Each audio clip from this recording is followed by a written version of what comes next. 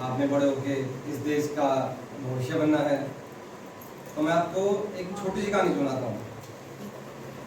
सन 1958 China Republic country है, बड़ा देश है और आज की डेट में सबसे बड़ी अर्थव्यवस्था बनने की और चल पड़ा है।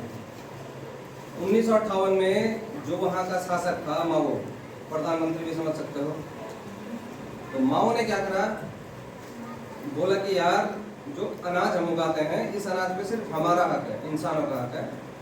और जो ये चिड़िया बैठती है गौरैया, जिसको हम बोलते हैं चकली घर में, देखिए सबने, उसने कहा इसको मार दो, पूरे देश में एक भी चिड़िया नहीं रहनी चाहिए गौरैया। और उसने बकायदा इसका शासकीय ऑर्डर निकाला कि जहाँ ये चिड़िया दिखे वहाँ ढोल बजाओ, इसको बैठने मत दो, जिस पेड़ में इसका अंडा होंगे उसका अंडे तोड़ दो, ये चिड़िया चाहिए ही नहीं। और बड़े जोर शोर से इस पर कार्य हुआ और विगत 2 वर्षों में उन्होंने वहां से 90% गौरैया खत्म कर दी। कितने प्रतिशत खत्म कर दी? 90%। तो उन्होंने कहा अब तो जो भी अनाज बनेगा उसको क्या करेंगे, हम लोग खा लेंगे। लेकिन हुआ इसका उल्टा, चिड़िया जो है वो फसलों में बैठने वाले कीड़ों को भी खा जाती है। तो फसलों में कीड़े लगने लगे और चाइना में अकाल की कंडीशन पैदा हो गई। समझ रहे हो अकाल किसको कहते हैं? जब अन्न नहीं उगता है धरती से, उसे अकाल कहते हैं। तो उतने बड़े देश में एक छोटी सी चिड़िया ने क्या करा, अकाल की स्थिति पैदा कर दी।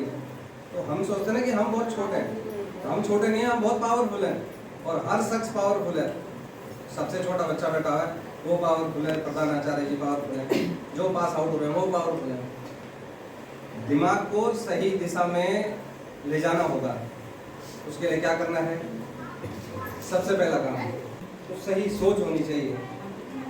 और सही सोच कहाँ से मिलेगी? एक फोकस बनाना पड़ेगा, गोल सेट करना पड़ेगा लाइफ के लिए कि मैंने यहाँ से बढ़ के अचीवमेंट क्या चाहिए मेरे को डॉक्टर बनना है, इंजीनियर बनना है, टीचर बनना है, सोल्जर बनना है, पुलिस में जाना है। जो तुम्हारी इच्छा है वो अपना एक फोकस रेडी करो और उसे एक पेज में लिख लो। उसके नीचे लिख दो yes I do, yes I can. बस ये 2 शब्द पढ़ते रहो रोज और तुमने वो गोल अचीव कर लेना है।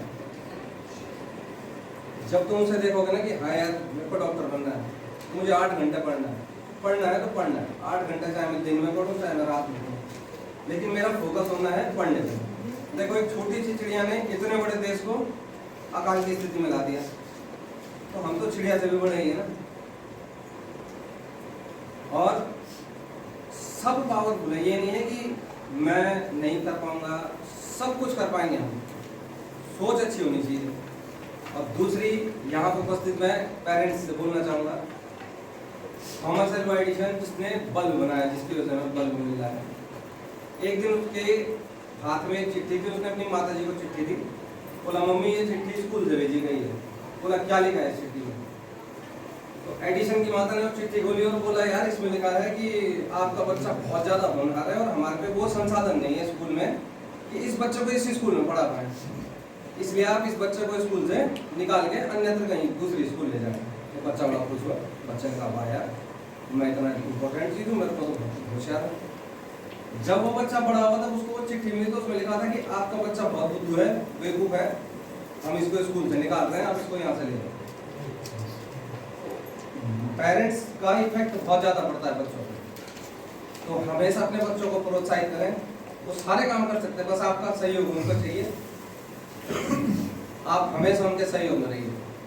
बाकी इस प्रोग्राम के लिए मैं जो 6th, 7th, 8th, 9th, 10th में जो फर्स्ट नंबर पाए हैं मैं उन सबको व्यक्तिगत तौर पर 500 रुपये पुरस्कार की घोषणा करता हूँ।